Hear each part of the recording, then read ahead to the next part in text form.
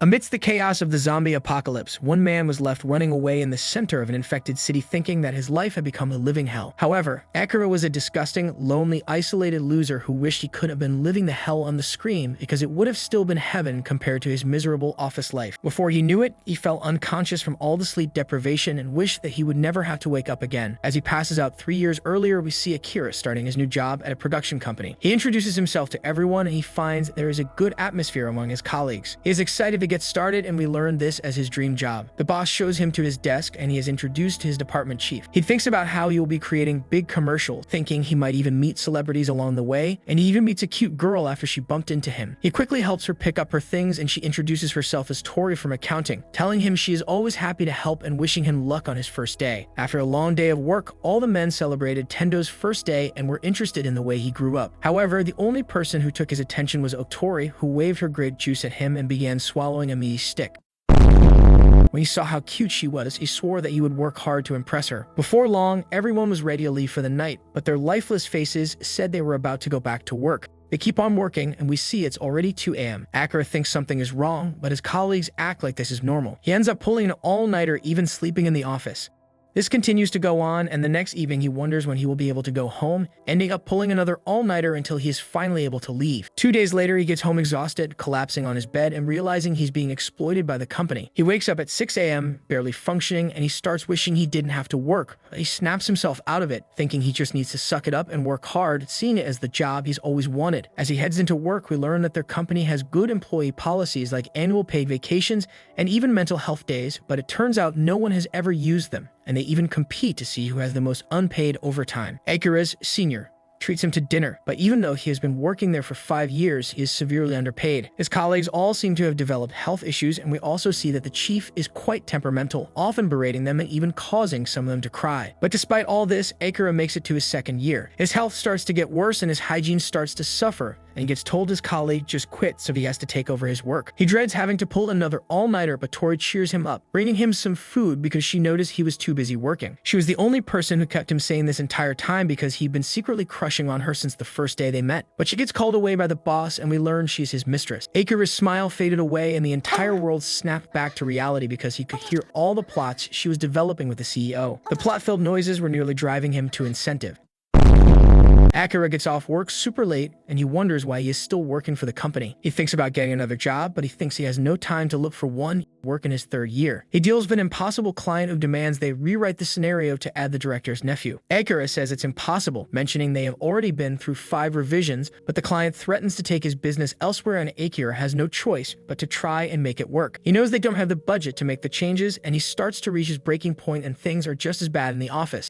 He thinks about ending it all so that he doesn't need to worry about work anymore. He makes it back home, continuing to work, and we see there is a report about an outbreak as he eventually passes out wishing he could just not wake up. But his alarm goes off the next day and he mindlessly prepares to go to work. He notices he has an unpaid bill, so he goes to find the building manager. He doesn't answer his door and Akira thinks he's going to be late for work. When he finds him, the manager has become a zombie and Akira takes a moment to realize what's going on. The manager goes after him and he quickly runs away, but there are even more zombies that start chasing after him. As he runs, a door opens in front of him and he runs right into it. He realizes everyone has become a zombie. He thinks he's going to be late for work, but as he gets outside, he sees everything is in chaos, but all he can think about is the fact he doesn't need to go to work anymore. He realizes he is finally free as he jumps away from the zombies, keeps on running, thinking how his world was just darkness, but he's finally able to see how colorful the world is. Celebrating his day off work, he makes it over a fence, having a chance to relax, and he wonders what he should do. He thinks about going on holiday, going skydiving, or just binging on some movies. He thinks he can finally do the things he has always wanted to do. He suddenly thinks about Tori, wondering if she is safe even though she has a thing with the boss. Akira decides to confess the feelings he has had for her, not wanting to have any more regrets. He rides his bike through the city while dodging the zombies, and he manages to make it to her apartment thanks to using the company emergency contact list. He reaches her door but starts to get cold feet, thinking she will find him creepy for showing up at her house, but he reasons he is just checking up on her. He finds her door is unlocked till he calls out for her, but he notices the shoes of another man. He sees his boss in front of him, but he starts transforming into a zombie. Akira confronts his boss about how he was treated at the company, announcing his resignation. As he tackles his boss and pushes him out of the window, His boss splatters down below and he notices Tori in the next room. However, he's too late. She's already turning into a zombie. Akira confesses his feelings about how he has been in love with her ever since the first day they met, but she lunges at him as he runs away, saying goodbye to his first love. At night, Akira gets some supplies from the 7-Eleven. He thinks he is dreaming, never having to go to work again. He feels liberated after his confession, thinking he could die at any time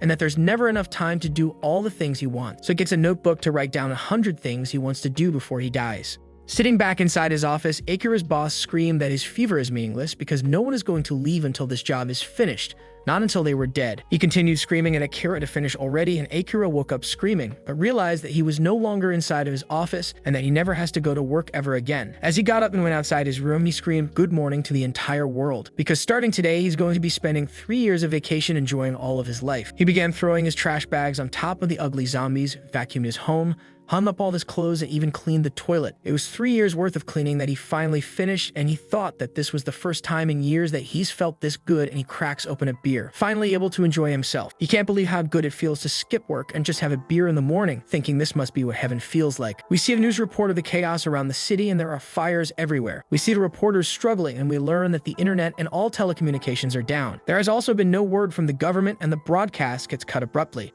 Akira wonders what will happen in the future, but he decides to just relax and drink for the day. He wants to embrace his inner degenerate, but he becomes shocked when he realizes he is all out of beer. He thinks it's the worst timing because he just wanted to slack off, but now he'll have to go to the store. He looks out to the street, seeing all the zombies, and he thinks it's going to be a huge pain. But he thinks about the sweet taste of his beer and decides he has no choice but to go out. Meanwhile, we meet another couple. As they are trapped in their apartment, they realize no one is coming to save them, so they wonder what they're going to do. The man thinks they can hold out, but the woman thinks it's the end of the world. The man wishes someone could help them, and he suddenly sees Akira climbing down the drain. The man is shot seeing him, and the woman rushes out. She also panics seeing him, and Akira explains that the stairwell in his building was filled with zombies, so he was just getting past. The man invites him in, saying their apartment is still safe, but Akira declines, saying he is headed out. He introduces himself to them, saying he lives in the building next door, and the man introduces himself as Kosaka. Akira mentions he's headed to the store, and he wonders if they want anything. Kosaka asks him to bring back some food, and the woman asks for toilet paper. The zombies chase after him as he rides his bike, and he thinks they have grown in number. Even though he's on a bike, he thinks he'll be in trouble if he gets surrounded, but decides he would rather be eaten than go without another beer. He makes it over to the 7-Eleven, but there is another bike with a camera on it, and it seems he is being watched. Akira sings to himself, excited to get another beer, but he suddenly sees there is another person in the store. He is surprised to see a cute girl and gets embarrassed, thinking she must have heard him singing. He doesn't want to scare her like he did to Kosaka,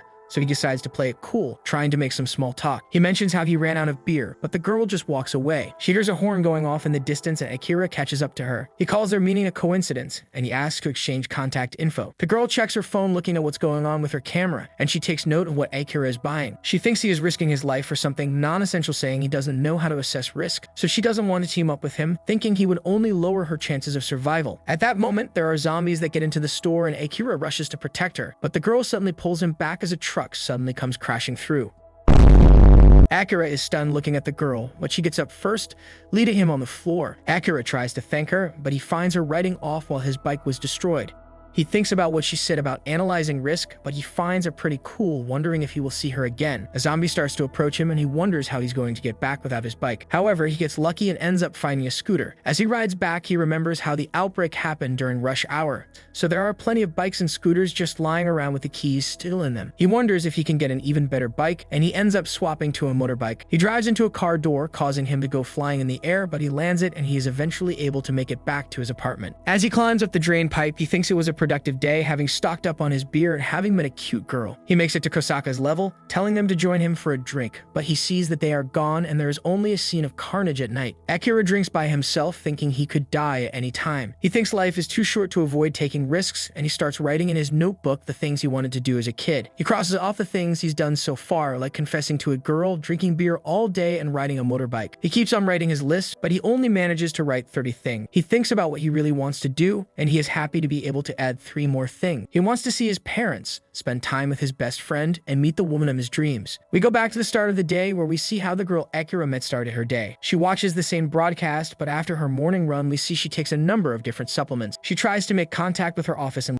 but she has no luck, so things appear to be quite dire. But she makes a list of what she needs to survive. She observes the zombies with her binoculars, finding that there are two types, either walking or running. She takes note of the number of each type, and she thinks that being able to identify the type of zombie that you encounter will dramatically increase the odds of survival against it. She decides she needs to get supplies before the number of zombies increase, and she even plans to see which neighborhood is the safest. She arrives at the 7-Eleven setting up her camera, and she starts gathering the things that she needs. She is tempted by a sweet, but she stops herself, thinking it's not essential. Sees Akira approaching, surprised there is another survivor as he tries to talk to her. She can see that he has zombies following him, so she thinks she needs to get out as soon as possible. She doesn't think much of him, wondering how someone like him even managed to survive. She hears the car horn in the distance, thinking it will attract even more zombies. She tries to plan her escape, but she realizes the truck has gone out of control. As the truck ends up crashing through, she thinks it's the perfect time for her to escape. She makes it back to her apartment, glad that she managed to get all of her supplies. She analyzes the zombies that she encountered along the way, but she sees Akira again, wondering how he could be so happy about a beer when they are in such a state of emergency. She thinks back to the suite that she left behind, wishing that she could have grabbed it. But we see she also has a list, but it's a list of 100 things to do so she doesn't become a zombie. We see the #1 host, Shell, comforting a young girl at a host club in Shinjuku. He tells her she's safe and tells her to get some rest, but he gets a call about a situation outside. He tells the girl to wait for his return, but she gets scared when she hears this, so he promises her that he will definitely be back. He leaves with his companions and they prepare for battle. We see the zombies approaching outside as the club staff tries to defend their area. Sho tells them that they have to do whatever it takes to protect what they have, and we see them fight the zombies. Meanwhile, we see Akira on his motorcycle, also arriving in Shinjuku, but apparently looking for his friend a few hours earlier. We see Akira in his apartment, thinking about growing a beard now that he doesn't have to work. He uses a marker to draw a beard, but finds that it doesn't suit him. He crosses growing a beard off his list and wonders what else he should do that day. He knows that there are some messages on his phone, and he notices that the internet is working again. As he checks his messages, he thinks about how he always turned down his friends when they invited him out because he was always too busy with work, and he starts to regret all the overtime he put in. He scrolls through his contacts and remembers his friend Kenshaw, who once told him to quit his job. He thinks Kenshaw wouldn't be the type to just die, so he decides to give him a call. Meanwhile, in a love hotel, we see that Kenshaw is trapped in one of the rooms. The zombies are everywhere outside, so he has no choice but to stay in his room. He has the last of his water, and we learn that he's been trapped there for 3 days. He hasn't eaten anything and is losing his mind, so he thinks it's the end for him. He randomly thinks about Akira, who always laughed at his jokes, and just then Akira calls him. Akira is happy that he's alive and says that it's been a year since they hung out. Kenshaw wonders why he sounds so happy, but Akira just asks where he is. He tells Akira he's in Shinjuku, but Akira says it's full of zombies, so he should just forget about him. Akira just says that he will see him soon. Akira leaves immediately, and we learn that they were best friends in college, spending 4 years together in the rugby club. He thinks about the last time they had a drink, Kenshaw bragging about his real estate job, talking about his high-profile clients, and flirting with his new girlfriend while Akira was just slaving away at his job. As the night goes on, Kenshaw tells him he's being taken advantage of and advises him to quit and calls him an idiot for staying. But Akira lashes out at him, calling him obnoxious for all his bragging, and the two haven't spoken since. Meanwhile, we see that Shell is the last one standing, but there are still countless zombies. He thinks it's the end for him, thinking about how he had a good life, but he apologizes Sizes for not being able to keep his promise to the girl. As the zombie is about to grab him, there's suddenly the sound of a car horn, which attracts the attention of all the zombies, and even the zombies in the hotel start to leave. We see the zombies gather around a car with a ball attached to the horn, and Akira emerges from the nearby water fountain. The car explodes and Akira enters the hotel. Kenshaw looks outside his room, wondering where all the zombies went, and Akira suddenly appears behind him. Kenshaw can't believe he actually showed up, and Akira starts to apologize, saying he was right about the company and agreeing that he should have quit sooner. Akira admits that he was jealous of him and begs for forgiveness, but his crying suddenly draws the zombies back. They quickly run up to the roof, hold the zombies back, and manage to block the door. Kenshaw thinks they won't be able to hold them off for long and starts to panic. Akira tells him to jump, that they'll be safe if they can make it to the next building. Kenshaw thinks it's impossible, but Akira says they won't know until they try. He jumps off the building and makes it to the other side, telling Kenshaw to join him. Kenshaw still thinks he's crazy. Looking at the drop, he doesn't think he'll make it. The zombies start to come through and Kenshaw tells Akira the truth.